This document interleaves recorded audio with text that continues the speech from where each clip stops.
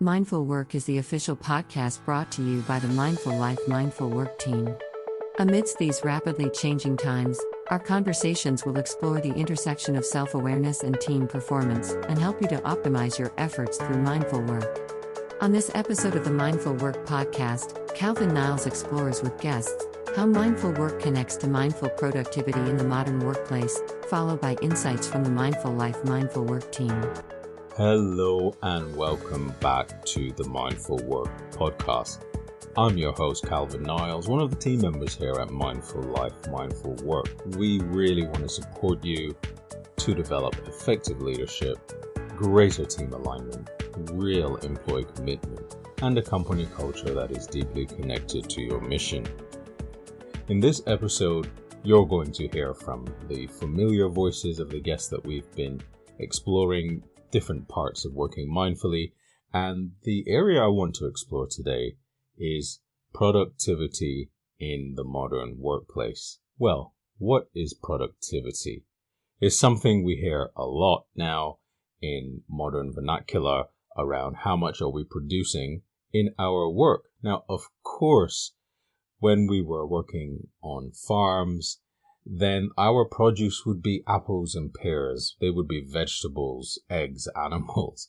When we were making tools and physical items, but now we're in the digital world, what does productivity mean? Often it means getting stuff done. I think that's how people tend to use it in common parlance. But actually it is more than that. It is also about what are we creating that is useful? What are we producing out of our efforts that is useful? So I'm going to get stuck into that. We're going to explore the origin of the word productivity, what it means to be productive now, and how can we be more productive. But before we do that, we're going to take a mindful pause. Pausing is so very important. So wherever you are in your day, just take this moment, take this opportunity to pause, to stop doing what you're doing, just for an instant even, can be really useful. So if you're standing, just maybe noticing yourself standing. If you're seated or walking, notice yourself doing these things. And pausing is more qualitative than a stopping per se. So just notice the quality, the restfulness that can come when we sort of make a deliberate intention to do things differently, to take a break, to pause. So notice yourself in space, again, whether you're still or moving. Notice that when you notice in a new way, things feel new. It's so important as it enlivens or refreshes our experience of the present moment. So again, that deliberate intention and capacity we have to notice things in a new way brings them to life in a new way for us, even if it's something that you've done over and over, or it's the same walk, or it's the same desk that you sit at. When you pause and make this deliberate intention and effort to see with fresh eyes, it changes things. So let's just take a minute in silence, whether your eyes are opened or closed, to pause.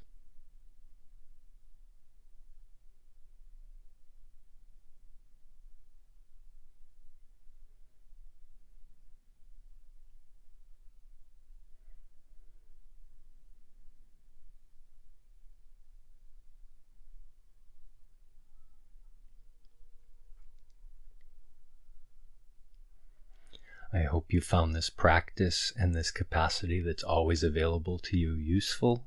Hopefully you can carry out it throughout your day in some way. Have a wonderful day of practice.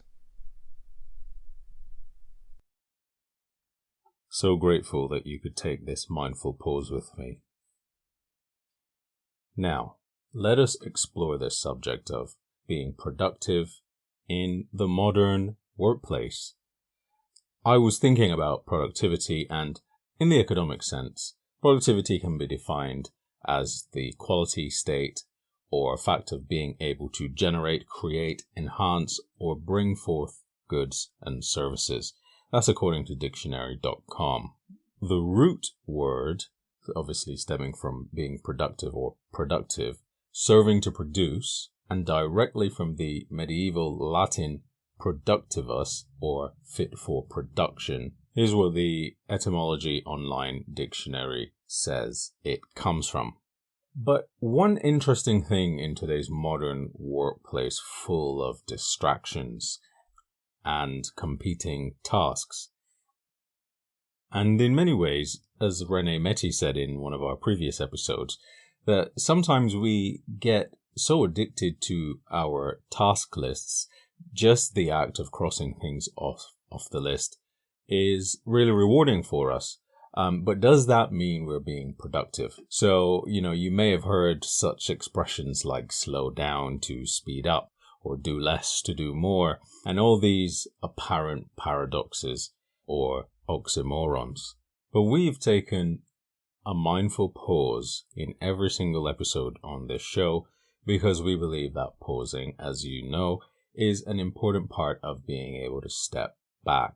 So how does mindfulness help us to not just pause, but how does that pausing actually help us to be more productive or prioritize better, and not just knowing what to do, but also knowing what not to do? When we consider what mindfulness is at its most basic, it's being aware. And I'm Australian, so I'm pretty practical, and we're pretty kind of down to earth with how we think about these things. So I tend not to take so much perhaps of an esoteric view of that, or, and you can, and there's certainly room for that. But I really think about mindfulness as that practice of developing awareness. And of course, we know there's many ways you can do that, and there's many different ways you can approach that, whether that be being aware as you're in this conversation, like I am with you right now, Calvin, or it's, being aware through, say, like a meditation practice or so on. So I think about being aware as that first step. And then we think about how does that actually show up in the workplace? And that can show up in a number of different sites within our working day. So taking a typical, say, white-collar workplace experience, that's most of my professional experience, one of the first things we think about is, say, becoming aware of how you treat your priorities. How do you becoming aware of how you treat your inbox? How do you balance your work and life priorities? In my conversation with Sarah, I talked to her about my whole journey through trying to become an inbox ninja, this inbox management obsessive, and how it became a symbol of productivity. It was the gold standard of the productivity industry. But actually, I've been learning that there is more to consider than just the how-to part of being productive, which in some ways can be quite granular. Well, I think, it's great, isn't it? I love that term, inbox ninja. I mean, I think so often when we're looking for, to make change and to make successful change, I think we're often thinking about that from either the habit formation lens. So how do I successfully form a habit that's helpful and productive? And we're often thinking about it from that tactical standpoint. So, oftentimes it's, what tactic do I do? How do I, maybe use a certain inbox method, for example, to use email. And what mindfulness does is it's not located at that tactical place. It's actually asking us to take a step back and pause, which is very counterintuitive. For most of the cultures that we live in are very action focused and productivity focused. And so mindfulness is really counterintuitive. It's saying take a step back to pause so that you can have that bigger perspective of what's going on, and then maybe you can make a better decision, right? So absolutely, maybe we want to learn some tactics of how to arrange our inbox in a good way, or maybe there's a realization, actually I'm spending X number of hours a day doing email and I need to actually do it less, right? So maybe that's actually the fix. And so sometimes having that bigger perspective, pausing in our day allows us to actually see the bigger picture and then take better action overall. I also asked Sarah how working mindfully can have a counterbalancing effect on the nuances in the modern world of work, realizing that we are in an ever increasingly fast digital and virtual world. To be fair, I think this is one of the big critiques that happen of mindfulness. We're talking here about having that individual awareness in order to make those counterbalancing behaviors, exactly what you just said. And I think one of the critiques of that, which we often hear, is that's putting a lot of responsibility on an individual to be able to know, to have the awareness of what they need, to be able to make the right decisions, often in circumstances and in structures and processes that may not allow them to do so, as well as they might wish to, right? And so I think this actually, that point that you're making kind of dovetails really nicely into that question of scale, because it's great to scale mindfulness inside, companies, and that's been a lot of my work. But also, too, we need to be looking beyond scaling as, say, a learning and development initiative, or an individualized development initiative, and start thinking about how do we actually build structures and processes in companies that allow individuals to make the types of decisions that we're talking about. And I think that's the big secondary piece that often doesn't get as much attention and time as the sort of individualized piece does. We're going to explore this question of structures more later, because I'm keen to learn from Sarah and share her experiences with you about workplace structures in an episode with a specific focus on that. But Sarah did mention that there is a lot of individual responsibility. You may remember Katie Gold from previous episodes. So how does Katie feel about individual responsibility and how that really looks in a practical sense when working mindfully? But where I see the benefit for my team is just working as an example, as a role model. If I come into every meeting with a mindful approach and a mindful mindset, bringing in compassion rather than frustration, they mimic it. I mean, it happens so naturally. If I keep, my energy levels at a calm, constant balance, no one else in the call seems to elevate theirs because they're matching mine. And I find that that's a really great approach that anyone can take, even just on phone calls or conversations. When one person starts elevating their energy into a high, positive or negative, but high level, the other person has to match it to feel like they're still in the conversation, is still an equal part of it. So when you keep, no matter if I say, wow, you got a promotion, awesome job, I'm not like, yes, great. I'm not like, jumping up in the air, but I'm still able to show that through a calm, natural approach, the same way I am to give critical feedback. If you give critical feedback in a tone that people aren't really responsive to, they don't hear the feedback. They're listening to how upset you sound. So if you say it in a kind approach, coming from compassion and trying to level set with them, they're way more responsive. So it seems then that it isn't so much the relentless focus on productivity that improves productivity, but that productivity is the benefit of working more mindfully. How we show up, how we engage, how we interact. You're probably beginning to see a theme developing in this Mindful Work podcast. So let's hear a little bit more from Katie about how we can nurture this right now in our work. There's so many things we could do right now, but what it comes down to it is, do you understand where you are at any point of the day? So that means separating awareness and autopilot. And most people don't even understand they're in autopilot. So for an example, it could be driving a car. How often does it happen that you're driving and you're like, oh my God, I've been driving for 10 minutes, and I haven't even paid attention. I mean, not saying that you're not driving. Yeah. I mean, I have drove on autopilot. I mean, when I was in high school, I drove every morning to high school, and on the weekend, I would catch myself driving to my high school and not even noticing. I'm like, where am I supposed to be going right now? And I was fully on autopilot, fully just not in the moment. And I think when you think about mindfulness, it literally is being mindful of where you are right now. How many of us are not mindful of where we are right now?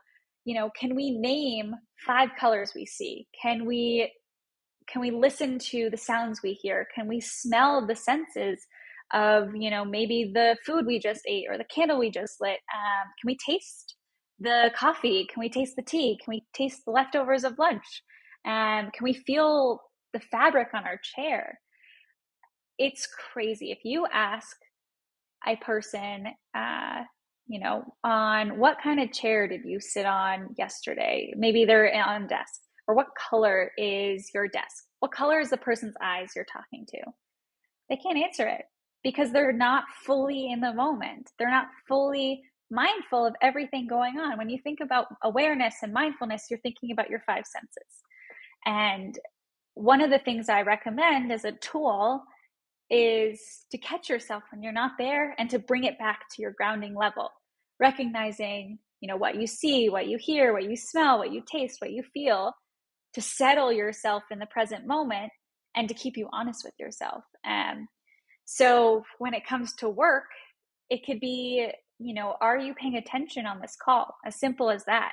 If you find yourself drifting off into a thought about an email that you need to respond to, if you find yourself on your phone, if you find yourself, you know, messaging someone on your team rather than paying attention on the call, you could work on that today. And it could be as simple as putting away your distractions. So one of the things that I'm trying so hard to work on is moving my phone away from me.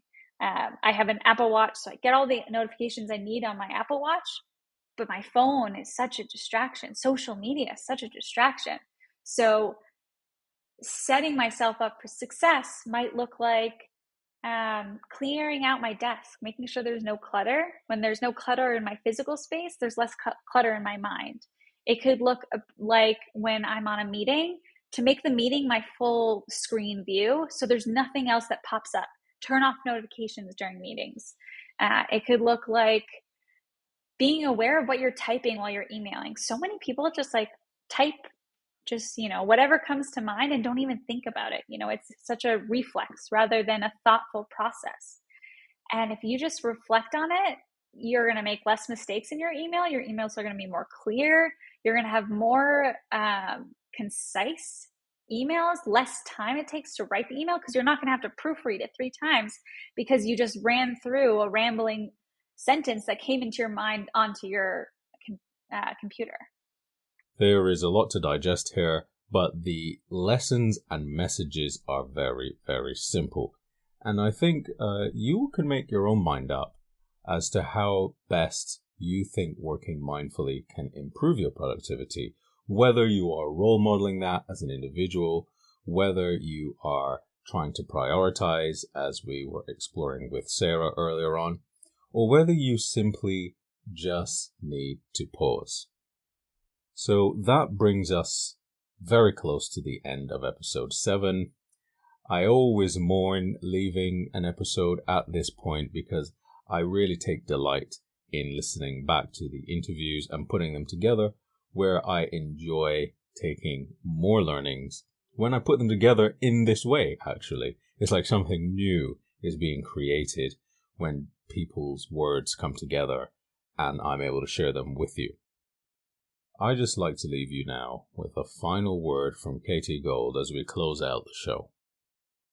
I really want to leave the listeners with not just the tools that we've discussed, but also with the idea and the hope that they understand that, you know, mindfulness isn't just how long can I meditate for, or, you know, can I meditate without any thoughts coming into my mind? That's not what it is. It's being aware of where you are right now and enjoying it. We have such an abundance in life, and being thankful for that and being able to reflect on things and say, okay, tomorrow I'll do better, but today was enough. I did enough today. I am enough. And I can do what I can tomorrow, and that will be my best. And then the next day I can even strive for better, but it's still enough for where I am right now. In the work life, in personal life, understanding that where you are is good enough will go so much farther than people think. Having that self-compassion for yourself when you don't necessarily do the best job, or you feel like you could have done better.